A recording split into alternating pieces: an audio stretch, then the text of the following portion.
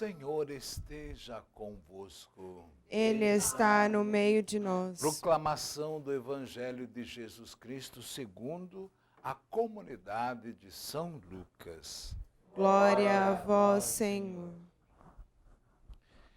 Naquele tempo, quando acabou de falar ao povo que o escutava, Jesus entrou em Cafarnaum. Havia lá um oficial romano que tinha um empregado a quem estimava muito e que estava doente à beira da morte.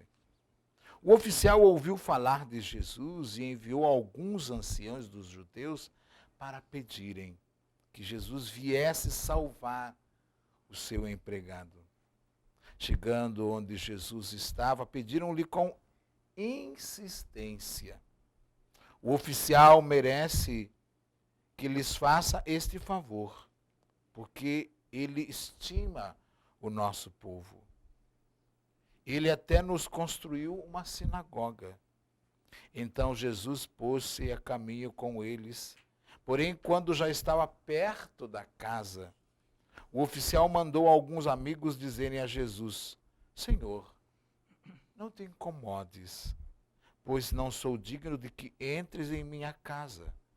Nem mesmo me achei digno de ir pessoalmente ao teu encontro. Mas ordena com a tua palavra e o meu empregado ficará curado. Eu também estou debaixo de autoridade, mas tenho soldados que obedecem às minhas ordens.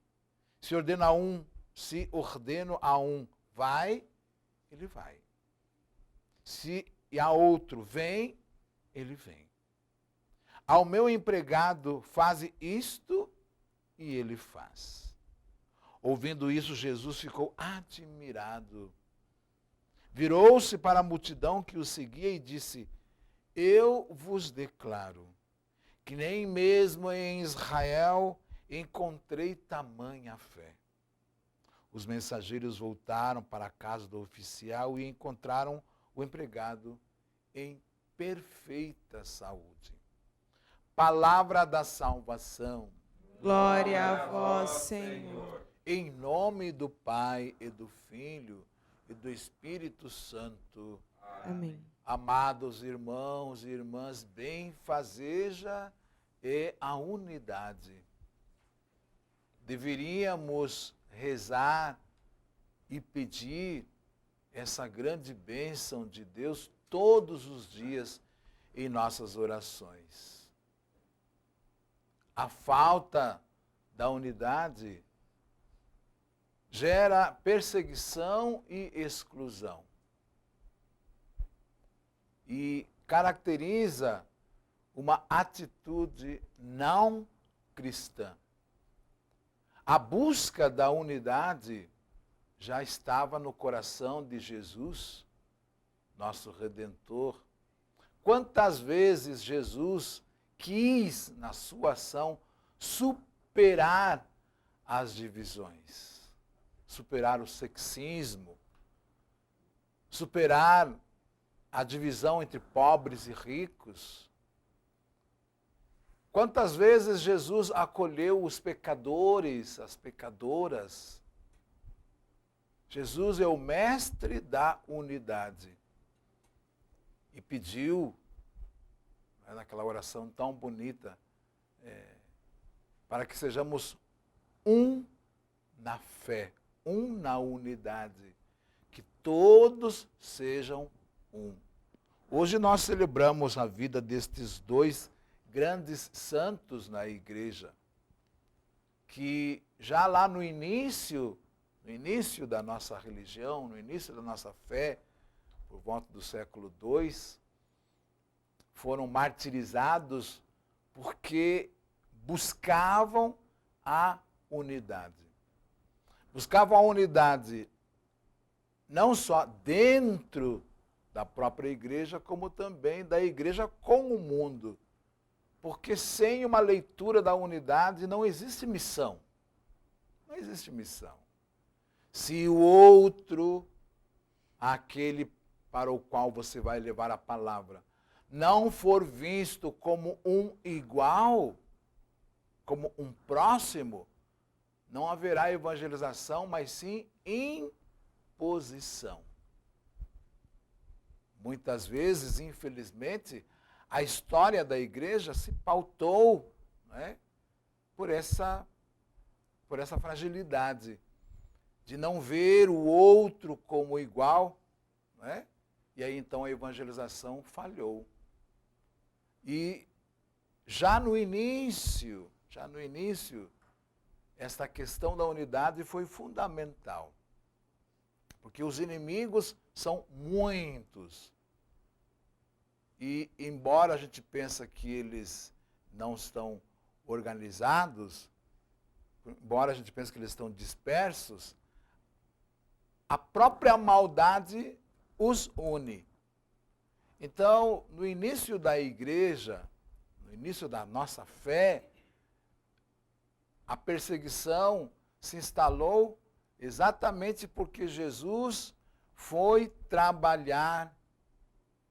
Não foi só trabalhar, nasceu nesta condição de fora da unidade. Já vemos desde o início do seu nascimento, desde o próprio anúncio, do seu nascimento, a negação da sua casa, a negação da sua família, logo após o seu nascimento ter fugido, do país, abrigado-se em outro país. Depois a gente vê em toda a ação de Jesus, toda a ação evangelizadora de Jesus, foi de recolher estes caquinhos, de recolher esses pedaços, frutos desta maldade chamada perseguição e exclusão. O exército romano, os romanos como tal, eram especialistas, tinha isso como estratégia. Quando eles invadiam, ocupavam um território, rapidamente eles promoviam a desunião, a desconstrução da cultura, da família daquele povo. E não raro, quando eles ocupavam esses países, eles mudavam pessoas, famílias, traziam soldados e exércitos de outro país para servir como tipo um guarda, uma polícia militar, assim, desculpe a comparação, para compor aquela guarda, para cuidar do povo. Então você imagine, lá naquela situação, quando um judeu fazia alguma coisa errada e devia apanhar 20 chibatadas, o soldado lhe dava 40, porque ele não tinha relação nenhuma com essa pessoa. Ele era de fora. E sempre quem tem essa consciência de ser de fora, acha que é melhor do que aqueles que estão dentro.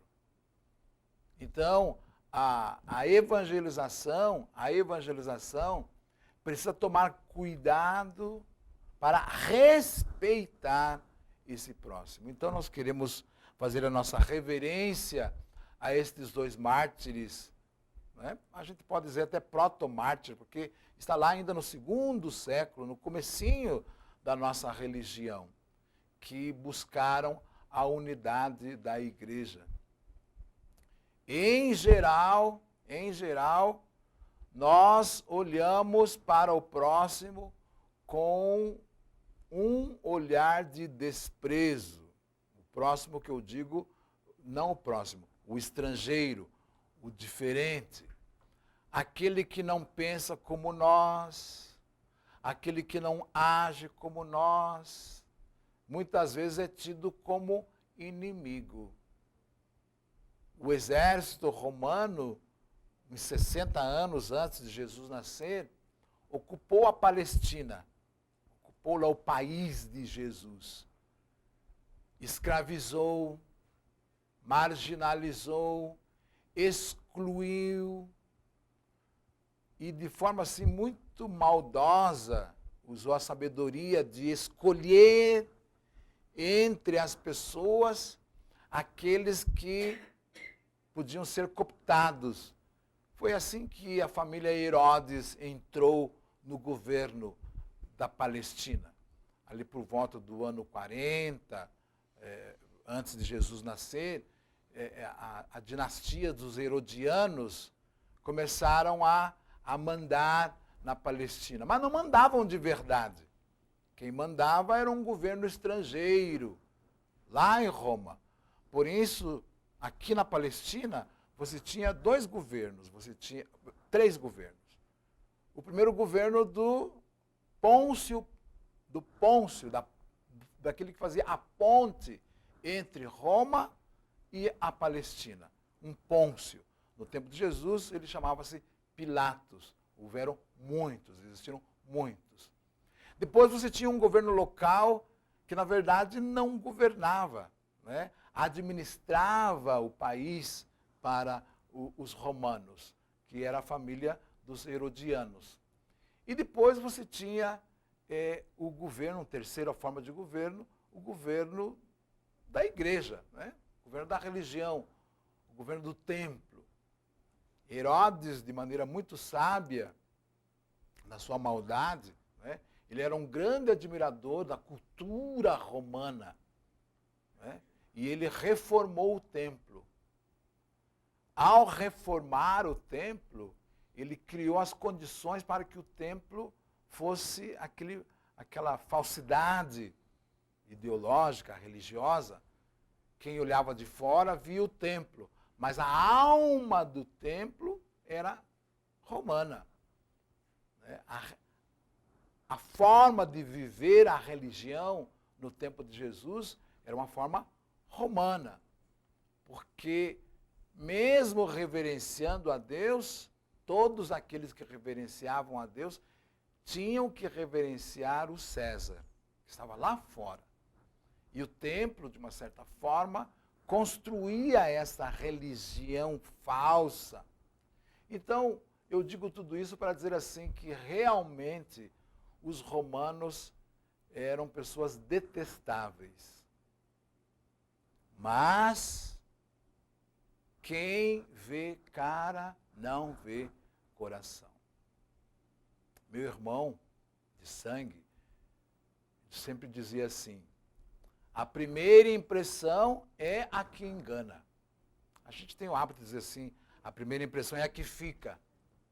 E você olha a pessoa e de imediato já faz, né, um julgamento. Meu irmão já falecido, mais novo do que eu, mais de 10 anos, tinha essa sabedoria. A primeira impressão é a que engana. Não pense você que este rostinho bonito, este olhar cabisbaixo, este sinal de santidade externo revela o que está dentro da pessoa. Então, veja só, os romanos que eram pessoas detestáveis, os romanos que desconstruíram a cultura judaica, os romanos que aos olhos, né, poderiam ser pessoas detestáveis, de repente surge no meio dos romanos um testemunho que o próprio Jesus reconhece. Nunca vi em Israel tamanha fé. Este homem, cheio de poder, cheio de autoridade, um centurião, um chefe, como nós falamos aqui em Campo Grande, um murubixaba, né, na nossa dimensão guarani, né, porque todos nós aqui somos meio índio, aqui em Campo Grande. O murubixaba é o chefe. O murubixaba, o centurião, um chefe. Mas ele temia a Deus e respeitava a cultura e a fé do próximo, que era totalmente diferente da sua. E quando ele viu, percebeu, descobriu a doença, o sofrimento, a iminência da morte do seu servo, o outro, totalmente outro, de outra cultura, de outra religião, de outra classe social, um servo, menos que um empregado, um escravo. E soube então que na fé daquele homem estava surgiu, apareceu um profeta, um místico, um curandeiro, no bom sentido da palavra. Ele mandou seus funcionários, seus comandados, ir buscar esse homem, ir chamar esse homem com muita humildade. Né? E quando esse homem se aproximava, ele, tomado de consciência, ainda mandou dizer: não tive coragem de ir eu pessoalmente. Veja que bonito, que respeito para o próximo. E aí então Jesus, admirado com tamanha fé desse homem, né, já no assentimento de ir para a casa, né, desse centurião, a graça, a bondade de Deus foi à sua frente. E enquanto ele se dirigia para a casa do centurião, já o empregado, o funcionário, havia sido curado. Então, amados, a superação da divisão traz a cura para a comunidade. Vamos rezar bastante. Estamos em tempo de divisão. Agora, no próximo mês, dia 6 de outubro, lá em Roma, começa o Sínodo da Amazônia. Os bispos pedem: vamos aprender o verbo amazonizar, para que nós possamos ter uma fé da unidade da floresta. Na floresta, tudo está em unidade, nada vive por si mesmo. São 9 países onde a Amazônia está aí situada. Nós temos a Amazônia Legal, que pega vários estados do Brasil, mas nós temos esta Amazônia que pega aí 9 países. E vocês sabem que lá na Amazônia você tem essas grandes empresas mineradoras que rasgam a terra e muitas vezes dão dinheiro para construir seminários e pagar estudos de padres. Aí você tem pessoas no cabresto. Vai ali no Google, internet, Google, coloca lá. Pesquisa um pouquinho, abre um pouquinho a sua mente. Quanta maldade, mesmo antes que o sínodo comece. Quanta perseguição aos bispos. Aqui mesmo no Brasil tem um negócio chamado ABIN, que está pesquisando a vida dos bispos. Como que pode? Sinal da divisão. Toda divisão gera perseguição, exclusão e sofrimento. Por isso, amados irmãos e irmãs, seria tão interessante pedir a intercessão desses nossos 2 profetas para podermos viver mais e melhor a nossa fé cristã. Louvado seja nosso Senhor Jesus Cristo. Para sempre seja louvado. A